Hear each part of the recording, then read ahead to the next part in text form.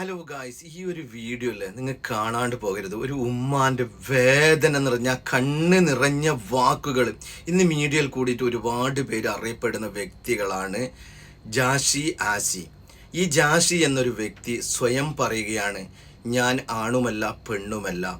അതിൻ്റെ ഇടയിൽ ഞാനൊരു പെണ്ണായിട്ട് ഇപ്പോൾ അറിയപ്പെടാൻ ആഗ്രഹിക്കുന്ന ഒരു വ്യക്തിയാണ്. ആ വ്യക്തിൻ്റെ കൂടെയാണ് ആഷിനെ കൂടിയിട്ടുള്ളത്. ആഷിൻ്റെ ഉമ്മ പറയുന്ന ചില വാക്കുകൾ നന്ദിനി റെഡ്ഡി എന്ന ആ സഹോദരി പുറത്ത് വിട്ടിരിക്കുകയാണ്.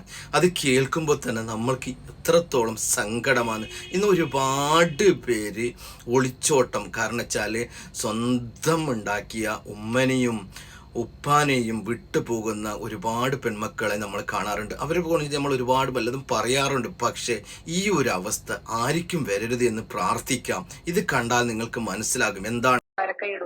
ഇതൊക്കെ ജാസി കാട്ടിയാട്ടോ, ഇതൊന്നും ആർക്കും അറിയില്ല. അവൻ പറയണത് കംപ്ലീറ്റ് നോണയാണ്. അവൻ ആണിന്റെ ഭാഗത്തെത്തി ആണും പെണ്ണിന്റെ ഭാഗത്തെത്തി പെണ്ണുമായിട്ട് അവൻ അഭിനയിക്കും.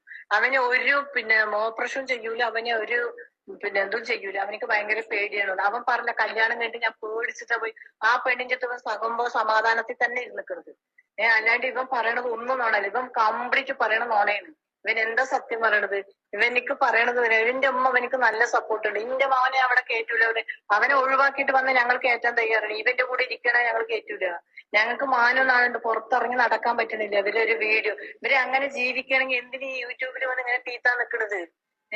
എല്ലാം സഹിച്ച് ഞങ്ങൾ ഇരിക്കില്ല. എന്തൊരു വേദനയാണെന്ന് എനിക്കറിയാം. അവന്റെ വാപ്പ മരിച്ചിട്ട് 3 വർഷമായിട്ടുള്ളൂ. വാപ്പ മരിച്ചിട്ട് ഒരു 7 ദിവസം ഇവിടെ നിൽക്കാൻ അവൻ അയച്ചില്ല. അവൻ പോയി ഇവിടുന്ന്.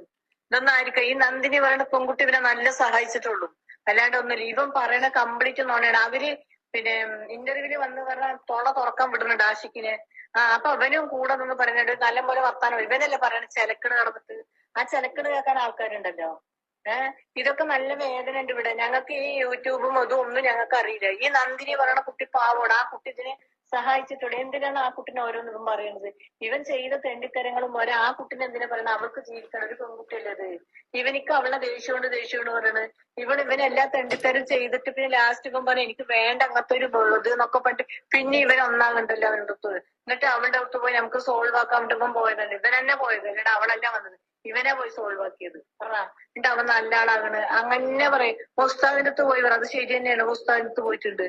അവന് ഇവിടെ വന്ന് പറഞ്ഞിട്ട് അവൻ മെസ്സേജ് അയച്ചിരിക്കണം, എന്റെ ഉമ്മ എന്ത് തന്നാലും നീ കുടിക്കരുത്, അതിൽ മരുന്നിട്ടിട്ടുണ്ടാവും, ഒന്നും കഴിക്കരുത്, ബീഫ് കഴിക്കൂല. 45,000 റുപ്യ കൊണ്ട് കൊച്ചിയിൽ ഇവര് വന്നിട്ട് ഒരു പൂജ നടത്തി. അത് കാരണം ബീഫ് കഴിക്കാൻ പാടില്ല. ബീഫ് കഴിക്കാൻ പാടില്ല. അവന് കഴിക്കണ്ട പറഞ്ഞതിന്. ഇതൊക്കെ ആർക്കെങ്കിലും അറിയാം. ഇത് യൂട്യൂബിൽ കടന്നു വിരിക്കുന്ന